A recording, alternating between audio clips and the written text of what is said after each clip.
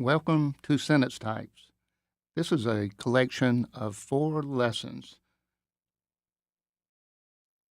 Why do we need to learn about sentence types?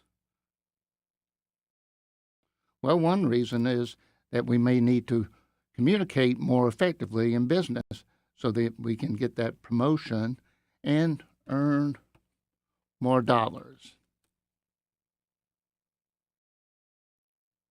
We may want to master sentence types so we can write better essays and earn higher grades. How many sentence types are there? Well, some people may believe that there are 12 or 22 or 54. But really, there are only 4 types. And they are simple, compound, complex, compound, complex. First, and today, we are going to learn about the simple sentence. What makes a simple sentence? Well, you have to have 3 elements: a subject, a verb, and a complete thought. In other words, it must be able to stand alone. Let's take a look at this sentence. Betty went to the store. Well, what is the subject of this sentence? Well, this sentence is about Betty. And once you find the subject, you ask, what did Betty do or be? Well, Betty went. So went would be your verb. Now, does it have a complete thought? Betty went to the store. Yes, it does. It can stand on its own. So that is an example of a simple sentence. Here is another simple sentence. Let's find the subject. Well, the subject of this sentence is she, and the verb is bought, and she bought some milk is a complete thought. So this sentence can stand alone. Let's take a short quiz and see how you do.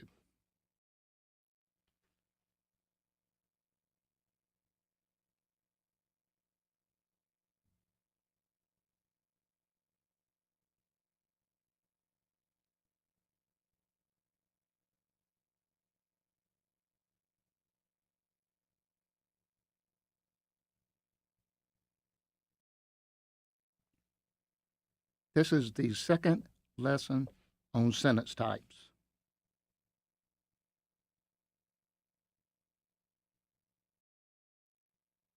In this lesson, we are looking at compound sentences. What makes a compound sentence? Well, you must have 2 or more independent clauses. Sometimes they are called main clauses.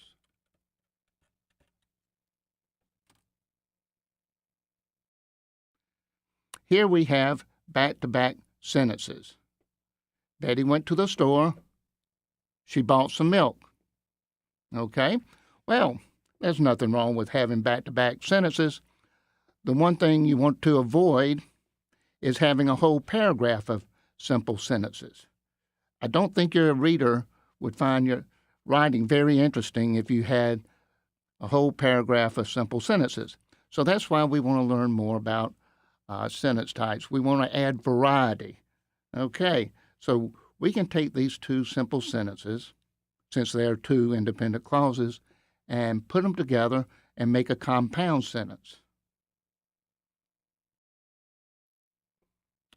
Now, to put them together, we may want to use coordinating conjunctions.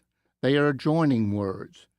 And here we have the acronym FANBOYS.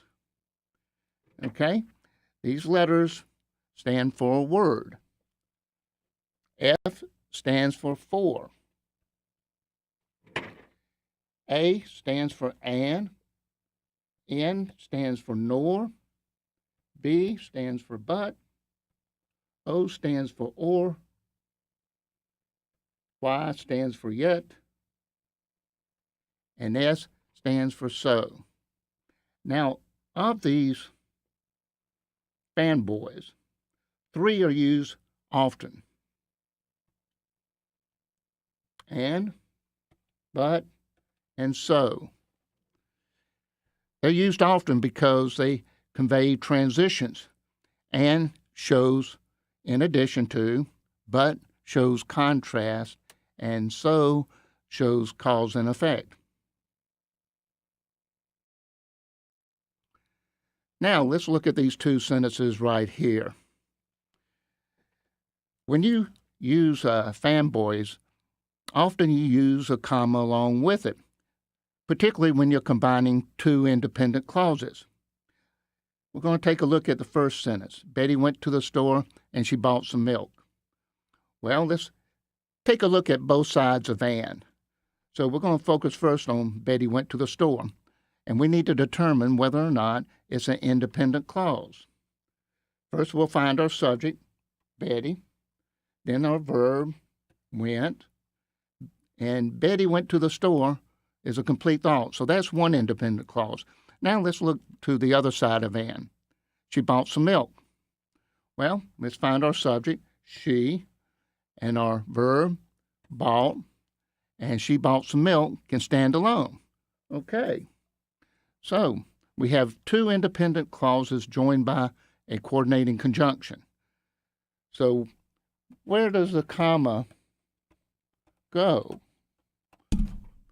Well, we're going to put the comma right after the first independent clause in front of the conjunction. Now, let's take a look at the second sentence. Betty went to the store and bought some milk. Well, let's see if we got 2 independent clauses. Betty went to the store. Yes, we have a subject, we have a verb, and it's a complete thought. Now let's look at the other side of Ann. Bought some milk. Well, we got a verb, but we don't have a subject, and we don't have a complete thought. So this is not a compound sentence. This is a simple sentence. What we have is that Ann is joining 2 verbs, making it a compound verb. So that's the difference. We would not use a comma in front of Ann. Now let's take a look at 2 other choices of making a compound sentence. Here we have the same example. Betty went to the store, she bought some milk. Now, in the first sentence, we join the 2 independent clauses with a semicolon. And usually you use a semicolon to join 2 thoughts that are closely related. Now, in the one below, we are using another type of joining word. These are called conjunctive adverbs. And you see that I have 3 right here. And I use these 3 often because they, again, convey a certain type of transition. However, shows contrast, just like but does. Therefore, like so, shows cause and effect. And furthermore, means in addition to. Now let's look at our punctuation. You can see that we got the semicolon right after the ending of the first independent clause. And then we use a comma after the conjunctive adverb. Okay. So those are 2 other choices of using a compound sentence. So you have 3 choices in making a compound sentence. Now let's see how you will do on recognizing a compound sentence.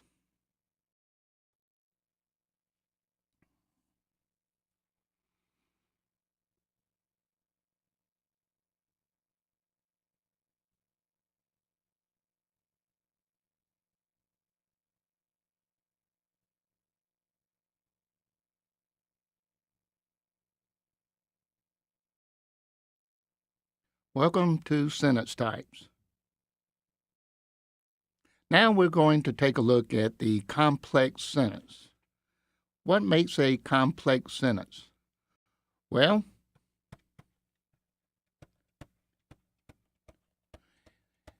you need one independent clause. As a matter of fact, for every sentence, you must have at least one independent clause.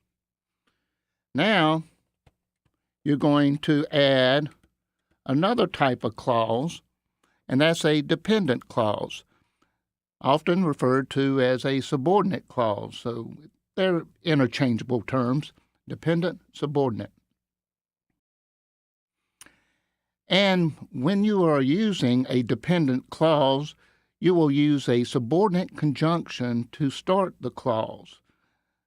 And here you see a few of these: because, after, even though, until, and some others.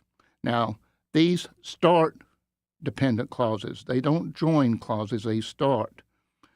And an example down below is, because a mouse was in the room. Well, a dependent clause is going to have a subject and a verb, and in this case, mouse is your subject and was is your verb. But remember, from the very beginning, we said for a sentence to stand alone, it must have a subject, a verb, and a complete thought. Now let's see, could we say, because a mouse was in the room? I don't think so. In other words, this is an incomplete thought. So this is a dependent clause, and dependent clauses cannot stand alone. Now, let's see a dependent clause used in a complex sentence. And we have two examples here. We have the first one: when Betty went to the store, she bought some milk. And in the first one, you see the dependent clause beginning the sentence. And then you have the independent clause ending the sentence. Now, below, Betty bought some milk when she went to the store. Now you see the dependent clause ending the sentence. And of course, the independent clause beginning the sentence. Now, take a look at these two examples. What does one have that the other one doesn't? That's right. The first one has a comma, and the comma is following the dependent clause. So the dependent clause comes first, then you add your comma, then your independent clauses closes out this sentence. Now let's take a look at two rules here.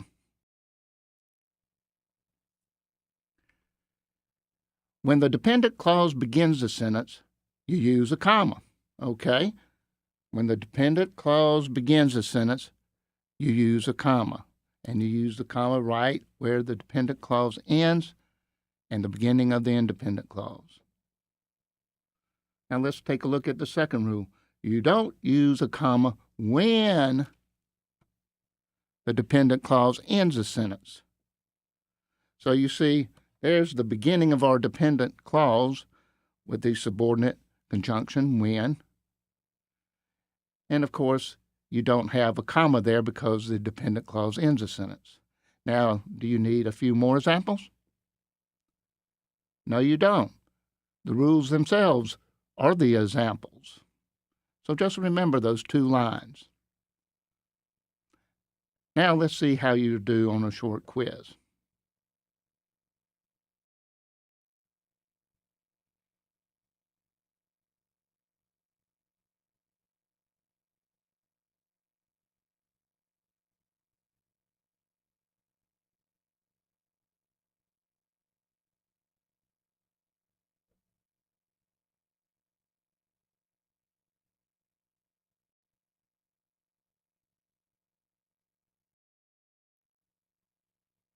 Welcome to Sentence Types. This is the final lesson on sentence types, and today we're taking a look at the compound complex sentence. Compound complex sentence. What makes up this sentence? Well, you must have two or more independent clauses. And you must have at least one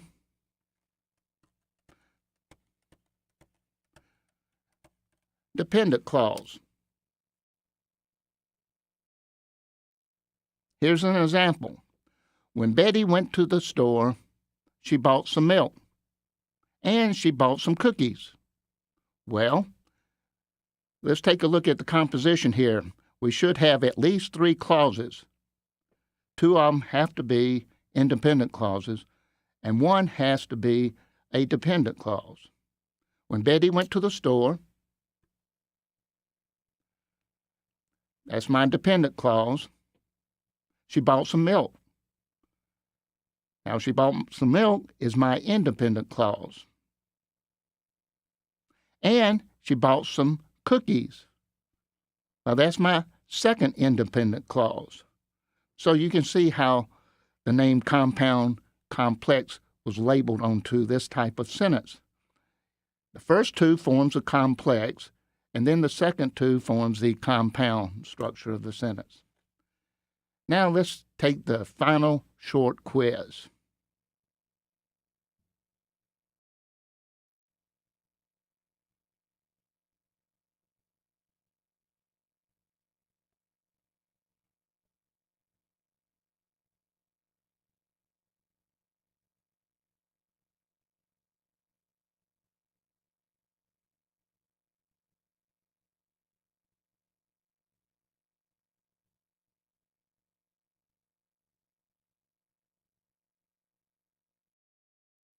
This concludes our lesson on sentence types. Coming soon will be an instructional video on commas. Take care.